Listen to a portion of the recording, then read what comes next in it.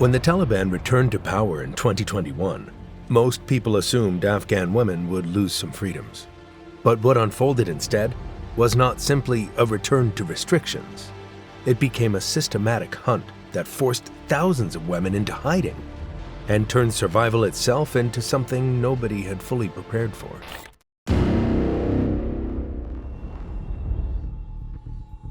It was August 15th, 2021. The Afghan government collapsed in just a few hours. President Ghani fled the country, reportedly taking bags filled with cash. The Afghan army, which the United States had spent about $88 billion training and equipping over 20 years, simply stopped fighting. By that afternoon, Taliban fighters were sitting inside the presidential palace in Kabul. For Afghan women, this was not just a change of government. It was the destruction of everything they'd spent 20 years building. Between 2001 and 2021, under the US-backed Afghan government, women made real progress. By 2021, about 3.5 million girls were attending school. Women held 27% of the seats in parliament, a higher percentage than in many Western countries. There were female judges, pilots, surgeons, police officers, teachers, and mayors. The Afghan constitution, approved in 2004, officially guaranteed equal rights for men and women. Almost all of it disappeared before the sun went down on August 15th. To understand what Taliban captivity meant after 2001, we first have to understand what life was like when the Taliban ruled Afghanistan for the first time.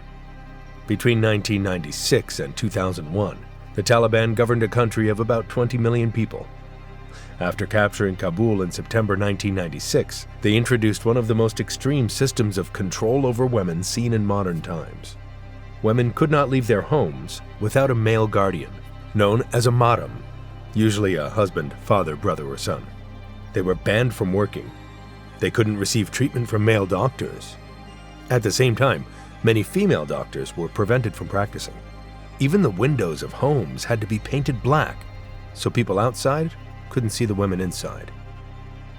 The group responsible for enforcing these rules was the Ministry for the Propagation of Virtue and the Prevention of Vice, often called the Religious Police. Its officers patrolled the streets carrying metal cables and sticks. Women were beaten for showing their ankles beneath their clothing. Some had fingers cut off for wearing nail polish. The women most at risk during this period were those who had lived public lives: former government employees, aid workers, teachers, civil servants, women who'd worked for the Soviet-backed Afghan government before the Taliban came to power. One of the most famous examples was Mina Keshwar Kamal, founder of the Revolutionary Association of the Women of Afghanistan. She was assassinated in February 1987 in Quetta, Pakistan, by people linked to groups that shared the ideology of the future Taliban. Her murder showed how dangerous organized female resistance could be. By the time the Taliban officially took power in 1996, many Afghan women already understood what the movement was capable of. During the first Taliban emirate, survival depended on becoming invisible.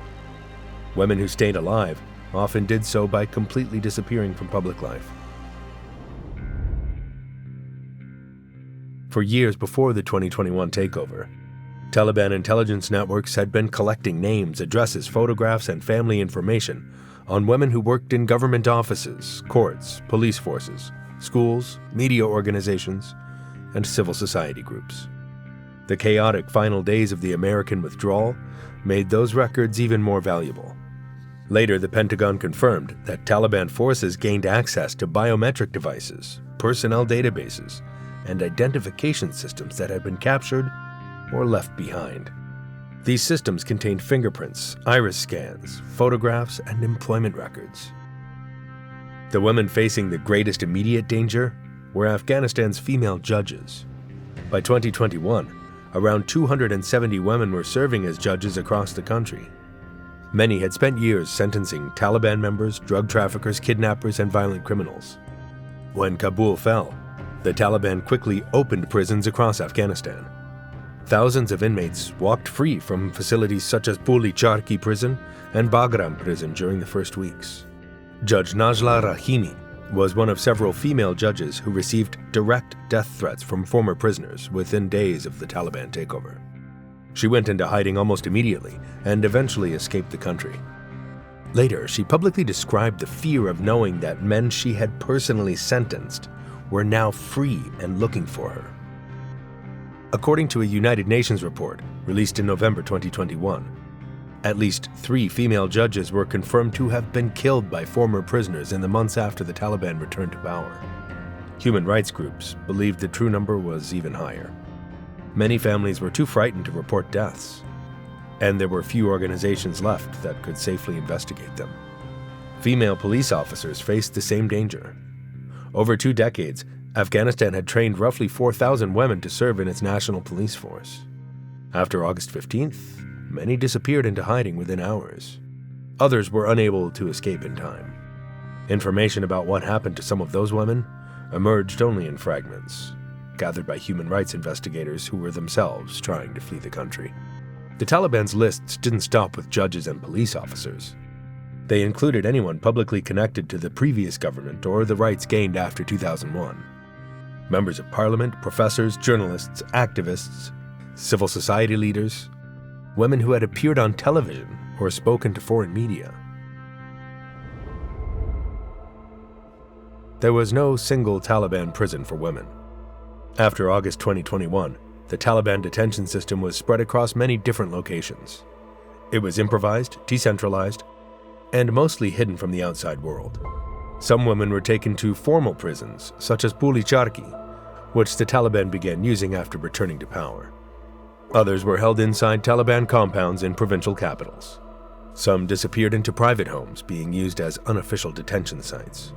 In many cases, there was no paperwork, no charges, and no official record that the woman had ever been arrested. Richard Bennett, the UN Special Rapporteur appointed by the UN Human Rights Council to monitor Afghanistan, documented conditions inside these facilities in a September 2022 report. Women described severely overcrowded cells with poor sanitation and almost no hygiene. Food was deliberately limited as a way to control prisoners. Medical care was largely unavailable.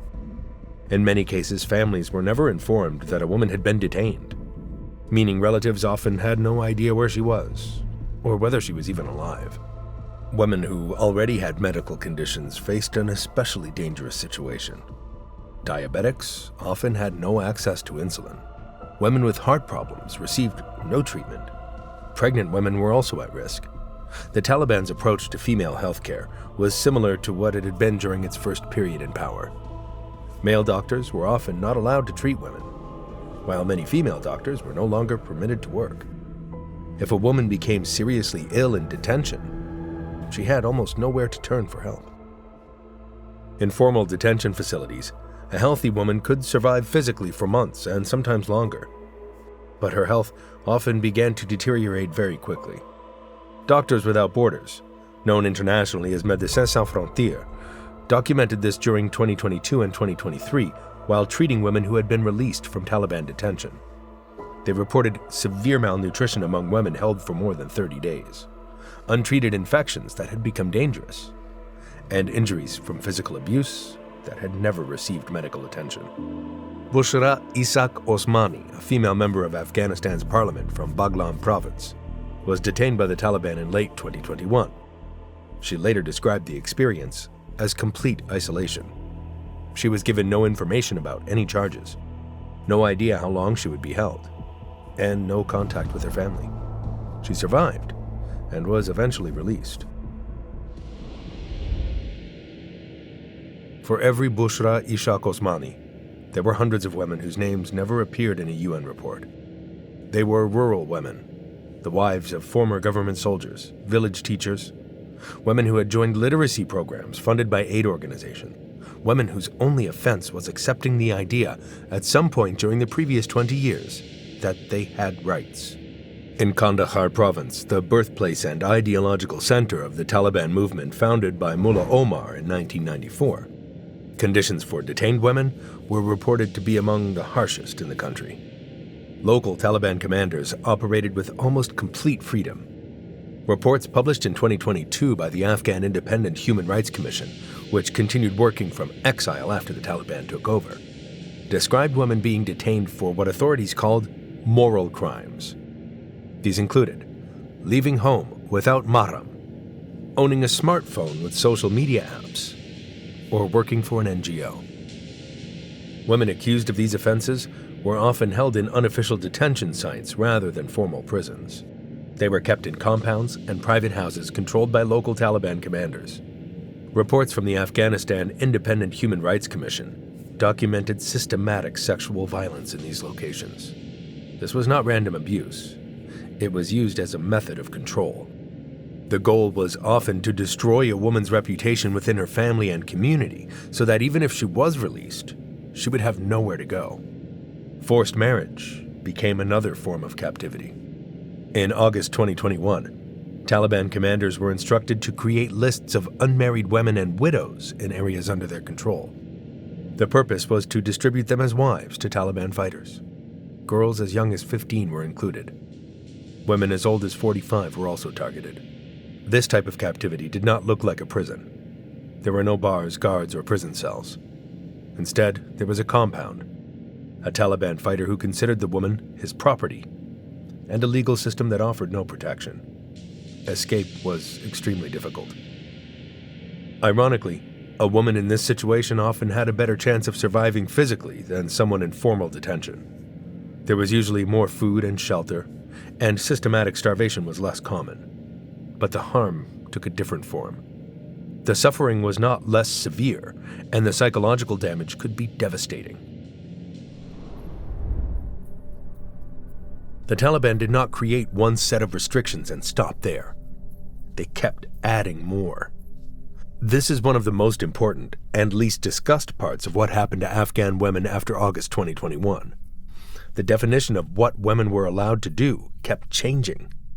New restrictions appeared again and again, averaging nearly one new rule every month.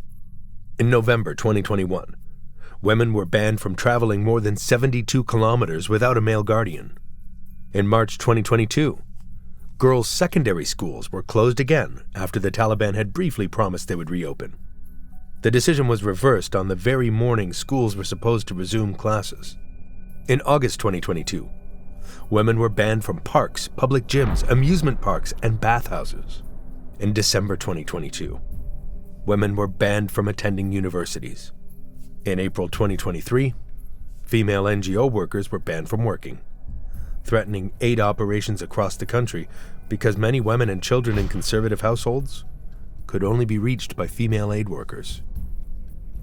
By the end of 2023, the United Nations had documented 45 separate restrictions aimed specifically at women and girls. In his 2023 report to the Human Rights Council, Richard Bennett officially used the term gender apartheid to describe the situation. The phrase was chosen deliberately because of its legal and historical significance, linking Afghanistan's treatment of women to the apartheid system once enforced in South Africa. The practical result of these constantly expanding decrees was that the number of women that could be detained kept growing. A woman who had broken no law on August 16, 2021, could suddenly become a criminal by November 2021, August 2022, or December 2022. The rules never stopped changing. Simply keeping track of them required constant vigilance, creating a form of psychological captivity even for women who had never been arrested. The escape routes out of Afghanistan after August 15, 2021 were chaotic, dangerous, and they closed very quickly. The evacuation at Kabul's Hamid Karzai International Airport became one of the largest and most desperate rescue operations of the modern era. Over 10 days, tens of thousands of people crowded around the airport hoping to get out. Before the operation ended on August 30th, the U.S. military evacuated about 124,000 people. On August 26th, an ISIS-K suicide bomber attacked the Abbey Gate entrance to the airport. The explosion killed 183 people, including 13 American service members and at least 170 Afghan civilians. Even after the bombing, the evacuation continued. 4 days later, it was over. Women who had connections to foreign governments, international NGOs, or foreign media organizations had the best chance of reaching the airport and securing a seat on a flight. Women who were already being held by the Taliban when the last American plane departed had no such opportunity.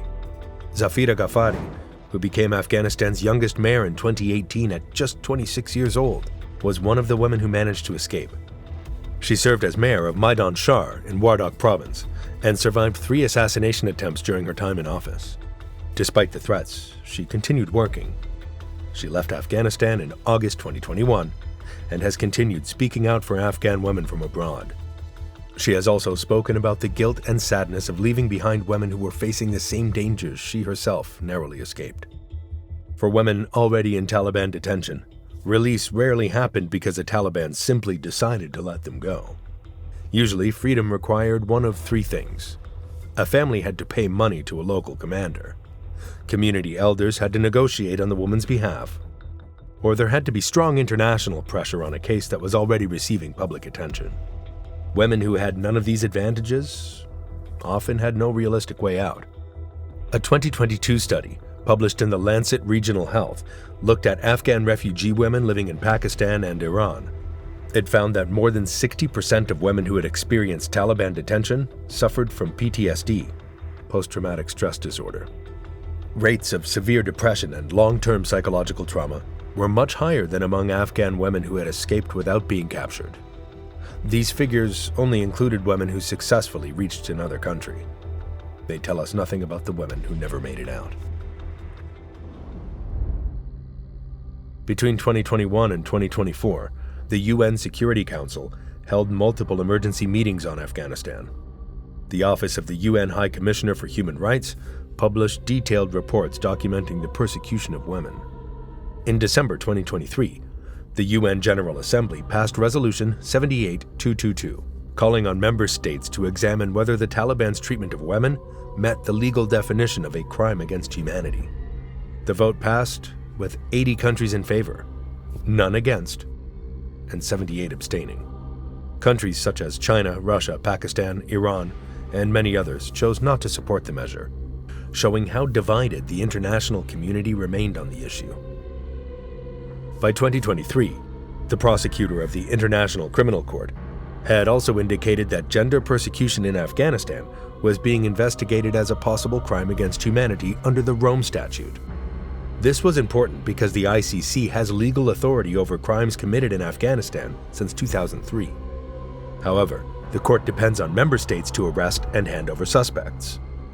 In practical terms, the investigation offered little immediate protection to women still living under Taliban rule. By 2024, an estimated 14 to 20 million women and girls were still living inside Afghanistan. They had not disappeared, and they had not stopped resisting. Secret schools for girls began appearing just weeks after the Taliban returned to power. By 2023, organizations such as the Afghan Institute of Learning, which had been helping women and girls since 1995, were running underground education networks from private homes, basements, and sometimes mosques. Reports estimated that these networks were reaching between 100,000 and 200,000 girls. The women operating them understood the risks. If discovered, they could be detained immediately. Mahbouba Siraj, a women's rights activist in her 70s, made the unusual decision to stay in Kabul after the Taliban takeover, while many of her colleagues fled. She remained there through 2021, 2022, and 2023, continuing to speak with foreign journalists, maintain her network, and advocate for women. In 2022, the United Nations awarded her the United Nations Prize in the field of human rights. She accepted the award by video from Kabul because she refused to leave. Fawzia Koofi, a former member of parliament who survived 2 assassination attempts before 2021, continued her work from exile. Her message remained consistent. She argued that recognizing the Taliban without demanding concrete protections for women's rights would permanently destroy the Afghan women's movement. She delivered that warning to UN meetings, European parliaments, and anyone in a position to influence policy. So the question remains, how long could a woman survive in Taliban captivity? A woman held in a formal detention facility with no family support, no international attention, and no outside pressure on her case could physically survive for months. In some documented cases, perhaps a year or more if she avoided serious illness. But if she had a major medical condition, survival could be measured in weeks. Physical decline often began within the first month, regardless of her previous health. A woman trapped in a forced marriage could often survive physically for much longer because her basic needs were more likely to be met. But the damage took a different form. A woman living under Taliban rule without being formally detained had already survived for years by 2024. But the word survived needs to be understood carefully. These women were alive. Many were also isolated, malnourished, sick, cut off from education, denied employment, and unable to access proper medical care. Their survival was real. So was the price they had to pay for it. The Taliban system was not designed to kill women quickly. It was designed to slowly strip away their independence, opportunities, and freedoms over time, until the idea of an Afghan woman living an autonomous life became something that existed only in memory.